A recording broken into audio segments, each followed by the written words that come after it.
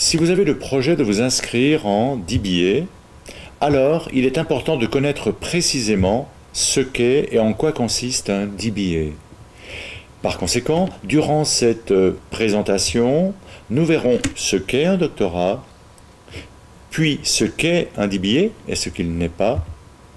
Ensuite, quel est le déroulement d'un cursus ou parcours de DBA. Et enfin, nous verrons les raisons ou motivations pertinentes pour s'engager dans un programme de DBA. Commençons par la question « Qu'est-ce qu'un DBA ?»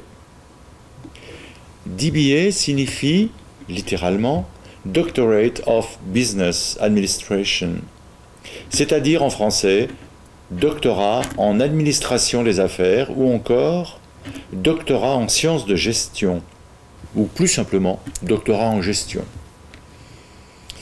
L'obtention, in fine, du DBA octroie ou apporte, offre à son détenteur deux choses. D'une part, un diplôme, le doctorat, d'autre part, un grade et un titre de docteur. Grade et titre accompagnés de la spécialité, ici en administration des affaires ou autrement dit en sciences de gestion. En effet, un doctorat est délivré pour un domaine délimité, dans une spécialité donnée, ici la gestion des entreprises. En conséquence, le DBA ne peut pas être un doctorat en économie ou en sociologie, encore moins en histoire ou encore en sciences politiques.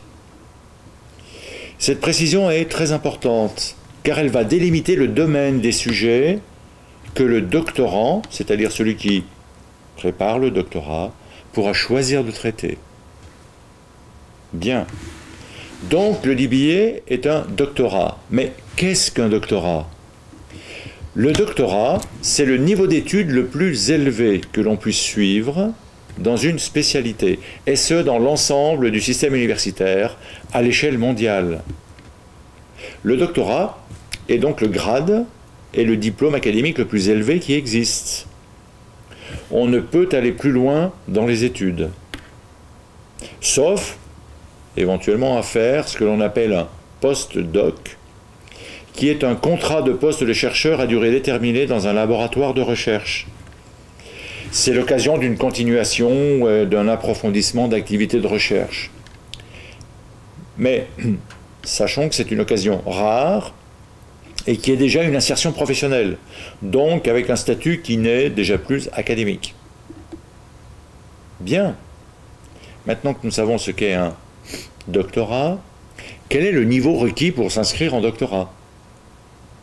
Eh bien, l'inscription en doctorat est accessible après le grade de master, donc après avoir effectué au moins 5 années d'études supérieures et obtenu un diplôme de master, ou, sinon, après avoir acquis un niveau de connaissances et de compétences jugé équivalent à un niveau de master.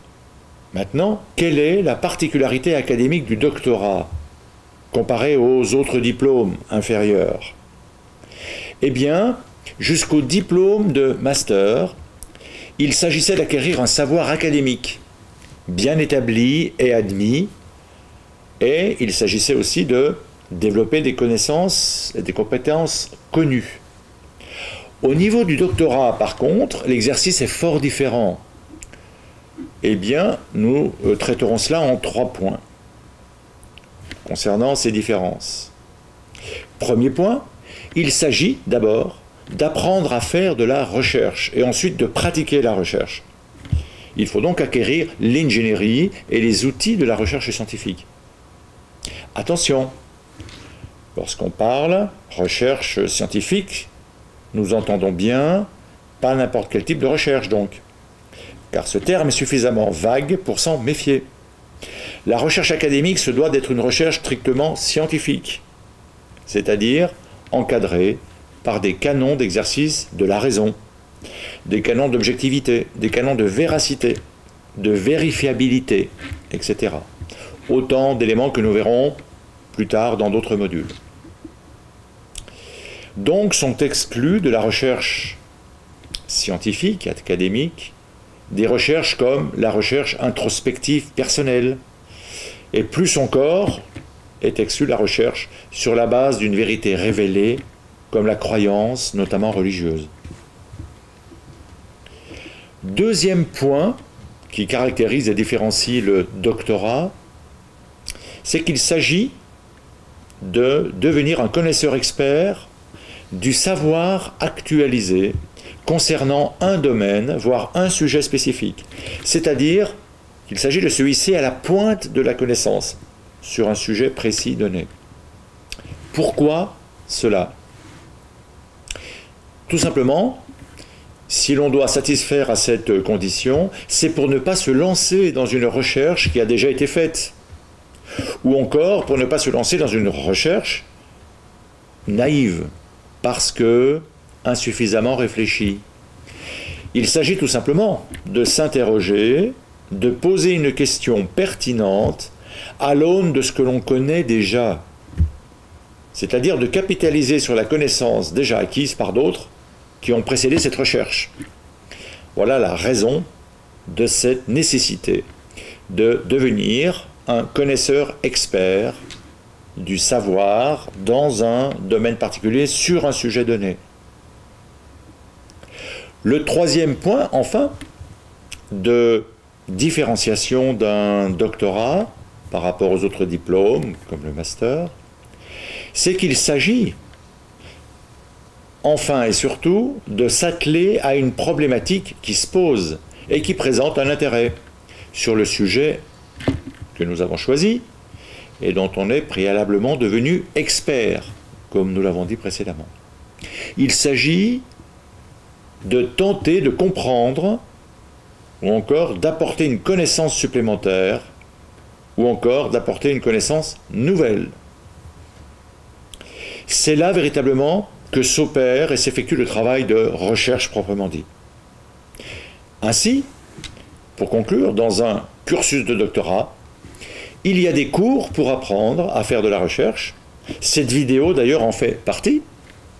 Il y a ensuite une recherche à conduire avec indépendance, tout en bénéficiant de la direction ou de la guidance, voire du compagnonnage, d'un aîné, c'est-à-dire d'un chercheur déjà docteur. C'est une recherche qui donne lieu à l'écriture d'une thèse.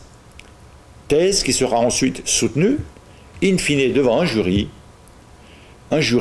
qui devra juger de la qualité et de la recevabilité de la recherche conduite et de sa transcription sous forme d'une thèse. Je vous remercie pour votre attention et vous dis à bientôt pour un prochain module.